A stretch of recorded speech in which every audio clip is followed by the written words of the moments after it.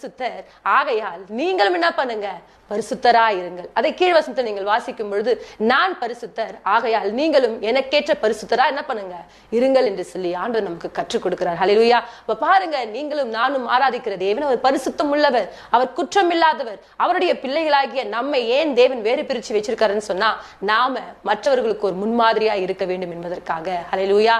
இன்றைக்கு கிறிஸ்தவம் என்று சொன்னாலே அவர்கள் எப்படிப்பட்டவர்கள் நிறைய பேர் எதிர்பார்க்கிறாங்கன்னு சொன்னா, அன்புள்ளவர்களா இருக்க வேண்டும், அவர்கள் குற்றம் செய்யாதவர்களா இருக்க வேண்டும். இப்ப பாருங்க, பொய் பேசுறேன்னு சொன்னா உடனே என்ன பண்ணுவாங்க, நீங்க கிறிஸ்தவங்க தானே, நீங்க பொய் பேசலாமா? இப்ப பாருங்க, நீங்க கிறிஸ்தவங்க தானே, நீங்க சண்டை போடலாமா?